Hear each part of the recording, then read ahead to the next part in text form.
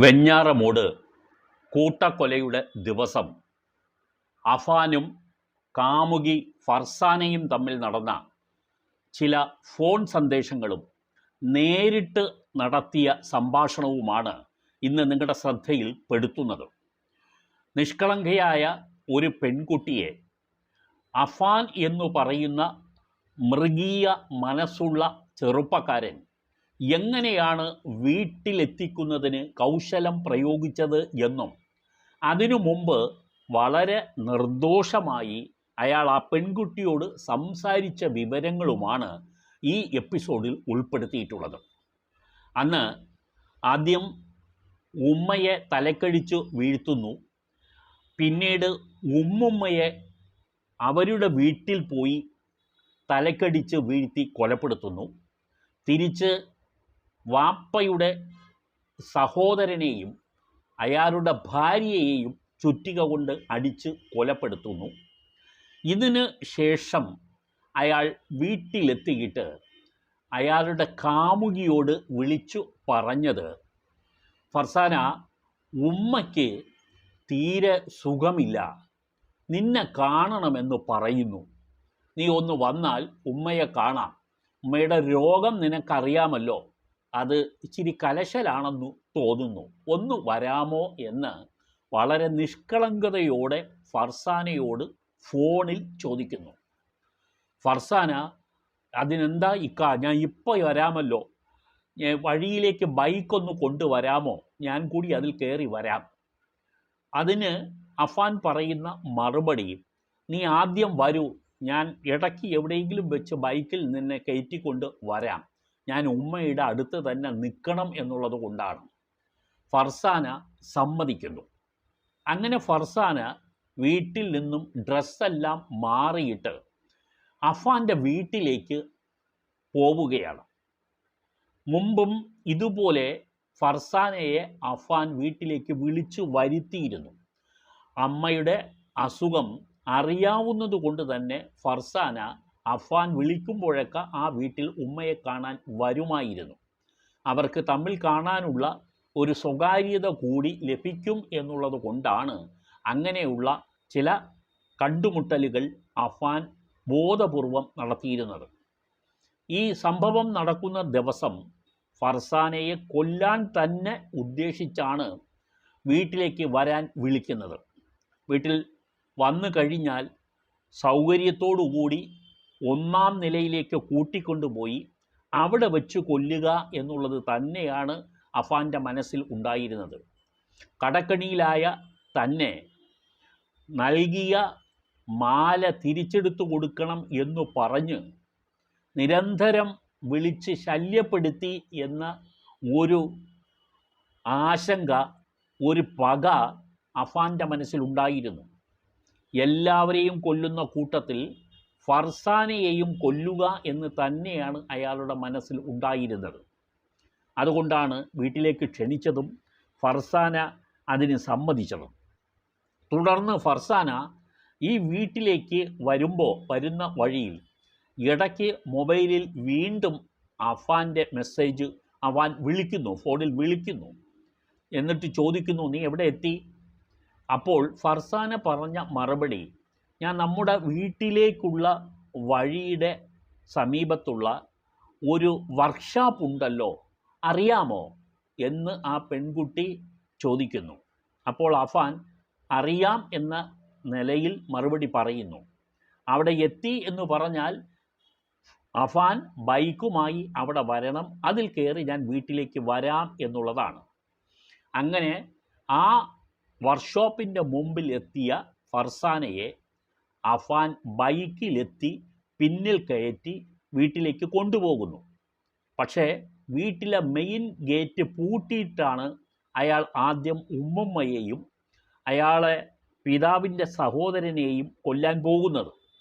പക്ഷേ അവിടെ എവിടെയോ ഇയാളെ ആ കീ നഷ്ടപ്പെട്ടു. അപ്പോഴാണ് അയാൾ മനസ്സിലാക്കുന്നത് വീട്ടിൽ കയറാൻ കഴിയാത്ത അവസ്ഥയുണ്ട്. അയാൾ ഫർസാനയോട് പറയുന്നത്, പിൻവശത്തുകൂടി നമുക്ക് കയറാൻ സൗകര്യമുണ്ട് എന്ന് പറഞ്ഞ് ആ പെൺകുട്ടിയെ വീട്ടിൻ്റെ പിൻവശത്തേക്ക് കൂട്ടിക്കൊണ്ടുപോകുന്നു. അവിടെ അധികം ഉയരമില്ലാത്ത മതിലിൻ്റെ ഭാഗത്ത് കുറേ ഇഷ്ടിക എടുത്ത്, സമീപത്തുണ്ടായിരുന്ന ഇഷ്ടിക എടുത്ത് അടുക്കി വെച്ചിട്ട് അയാൾ ഫർസാനയെ അതിലൂടി മതിൽ ചാടി വീട്ടിൻ്റെ കോമ്പൗണ്ടിൽ ഇറങ്ങാൻ പ്രേരിപ്പിക്കുകയും ആ പെൺകുട്ടി അനുസരിക്കുകയും ചെയ്യുന്നു. തുടർന്ന് അഫാനും ഇതുപോലെ ആ ഭാഗത്തു കൂടിയാണ് മതിൽ ചാടി കോമ്പൗണ്ടിൽ എത്തുന്നതും രണ്ടുപേരും കൂടി 1-ാം നിലയിലേക്ക് പോകുന്നതും. ഈ 1-ാം നിലയിലാണ് അഫാൻ്റെ മുറിയുള്ളത്. ഫർസാനയെ ആദ്യം അവിടെ കൊണ്ടുപോയി ഇരുത്തുന്നു. അപ്പോഴും ഫർസാന ഉമ്മ എവിടെ, ഉമ്മയെ കാണണ്ടേ എന്ന് ചോദിക്കുമ്പോൾ, ഇരിക്കെ, ഞാനിപ്പോൾ അനിയൻ വന്നു എന്ന് തോന്നുന്നു, ഞാൻ അവനെ എങ്ങനെയെങ്കിലും ഒന്ന് മാറ്റി നിർത്തിയിട്ട് ഞാൻ വരാം എന്ന് ഫർസാനയോട് പറയുന്നു.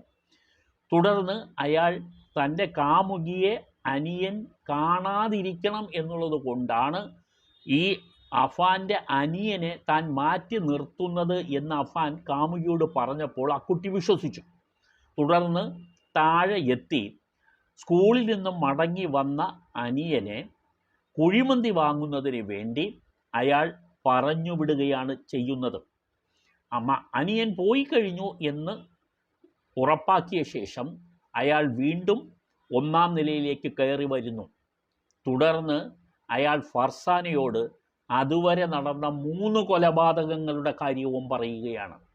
ഞാൻ ഉമ്മുമ്മയെ കൊന്നു, പിതാവിൻ്റെ സഹോദരനെയും ഭാര്യയെയും കൊന്നു, എല്ലാവരും മരിക്കാൻ പോവുകയാണ് എന്ന് പറയുമ്പോൾ ഫർസാന ഞെട്ടിത്തരിച്ച് പറയുകയാണ്, അയ്യോ, ഇനി നമ്മൾ എങ്ങനെ ജീവിക്കും എന്നുള്ളത്.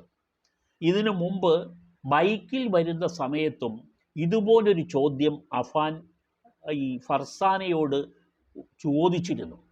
ഈ ബൈക്ക് ഇടിച്ച് എനിക്കെന്തെങ്കിലും സംഭവിച്ചാൽ നീ എന്തു ചെയ്യും എന്ന് ചോദിച്ചപ്പോൾ ഫർസാന പറഞ്ഞ മറുപടി നിന്നോടൊപ്പം ഞാനും മരിക്കും എന്നുള്ളതാണ്. അത് പ്രണയം ശരിക്കും മനസ്സിൽ കൊണ്ടു നടന്ന ഒരു പെൺകുട്ടിയുടെ നിഷ്കളങ്കമായ മറുപടിയാണ്. ആ മറുപടി കേട്ടിട്ട് പോലും ആ പെൺകുട്ടിയോട് ഒരു ദയയോ വാത്സല്യമോ പ്രണയമോ സ്നേഹമോ തോന്നാത്ത അഫാൻ അതെല്ലാം മറന്നുകൊണ്ടാണ് 1-ാം നിലയിലെ സോഫയിൽ ഇരുന്ന ആ പെൺകുട്ടിയുടെ തലയ്ക്ക് ചുറ്റിക കൊണ്ടടിക്കുന്നത്.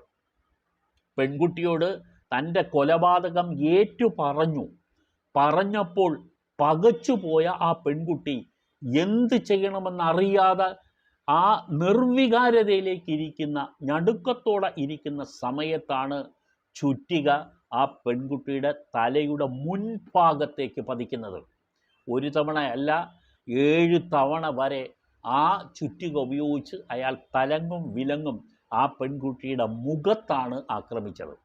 ശരീരത്തിൻ്റെ മറ്റൊരു ഭാഗത്തും ഒരു മുറിവും ഇല്ലാതെയാണ് ഈ ഫർസാന മരണപ്പെട്ടിരുന്നത്. സോഫയിൽ തല ചരിച്ച് ഇരുന്ന ആ പെൺകുട്ടിയുടെ മുഖത്ത് അടിയേൽക്കാതിരുന്നത് ഇടത് കണ്ണിൽ മാത്രമായിരുന്നു. ആ കണ്ണ് മാത്രമാണ് ആ മുഖത്ത് പിന്നീട് അവശേഷിച്ചത്. ബാക്കി ഭാഗം മുഴുവൻ അയാൾ അടിച്ചു ചതച്ചു കളഞ്ഞു. ആ പെൺകുട്ടിയുടെ സൗന്ദര്യം തന്നെ ഈ ഇഹലോകത്ത് തന്നെ നഷ്ടപ്പെടുത്തിയിട്ട് വേണം പരലോകത്തേക്ക് അയക്കാൻ എന്ന് അയാൾ തീരുമാനിച്ചുറപ്പിച്ചതുപോലെയാണ് ആ കൃത്യം ചെയ്തത്. എന്നിട്ട് ഒരു കൂസലും കൂടാതെ തിരിച്ചിറങ്ങി വന്നാണ് അയാൾ പിന്നീട് അനിയനെ വകവരുത്തുന്നത്. ഓരോ കൊലപാതകത്തിനു മുമ്പും മറ്റുള്ളവരെ കൊന്ന കാര്യം പറഞ്ഞിട്ടാണ് ഈ കൊലപാതകങ്ങൾ അയാൾ നടത്തിയിട്ടുള്ളത്. ഉമ്മുമ്മയെ കൊല്ലുമ്പോൾ പോലും പറഞ്ഞത് എൻ്റെ ഉമ്മയെ ഞാൻ കൊന്നു കഴിഞ്ഞു, ഇനി തള്ളെ നിങ്ങളും ജീവിച്ചിരിക്കേണ്ടതില്ല എന്ന ഒറ്റ വാക്ക് പറഞ്ഞിട്ടാണ് ആ ഉമ്മുമ്മയെ പിടിച്ച് ആദ്യം ചുമരിൽ ഇടിച്ച് അല പൊട്ടിച്ച് അവരെ കൊലപ്പെടുത്തി വീഴ്ത്തിയത്. അതിനുശേഷമാണ് മാല എടുത്തുകൊണ്ട് പോയത്. ഈ ചുറ്റിക പ്രയോഗം ഈ ഉമ്മുമ്മയ്ക്ക് ഏൽക്കേണ്ടി വരാത്തത് ആ പയ്യൻ്റെ കയ്യിൽ പണം ഇല്ലാത്തതുകൊണ്ട് തന്നെയാണ്. പിന്നീടാണ് ചുറ്റിക വാങ്ങി ബാക്കിയുള്ളവരെ കൊലപ്പെടുത്താനായിട്ട് അയാൾ തുനിയുന്നത്. ഫർസാന എന്ന് പറയുന്ന പാവം പെൺകുട്ടിക്ക് അന്നത്തെ ദിവസം അയാൾ വിളിച്ചപ്പോൾ പോകാൻ തോന്നാതിരുന്നെങ്കിൽ ആ പെൺകുട്ടി രക്ഷപ്പെട്ടു പോയേനെ. പക്ഷേ പ്രണയം തലയ്ക്ക് പിടിച്ചവർക്കെല്ലാം സംഭവിക്കുന്നത് പോലെ കാമുകൻ വിളിച്ചാൽ കാമുകനെ വിശ്വസിച്ചുകൊണ്ട് അയാൾ വിളിക്കുന്നിടത്തേക്ക് പോകും എന്നുള്ളതാണ് ഇപ്പോൾ നമ്മുടെ നാട്ടിൽ കണ്ടുവരുന്ന പ്രവണത. പ്രണയവും സ്നേഹവും ഒക്കെ തന്നെ അതിരുവിട്ടു പോകുമ്പോൾ, അതിന് ബുദ്ധിയുടെ ഒരു പരിപ്രേക്ഷ്യമില്ലാതെ വരുമ്പോൾ പല പെൺകുട്ടികളും ഇതുപോലെ നമ്മുടെ സാക്ഷര കേരളത്തിലും ദാരുണമായി തന്നെ കൊല്ലപ്പെട്ടിട്ടുണ്ട്.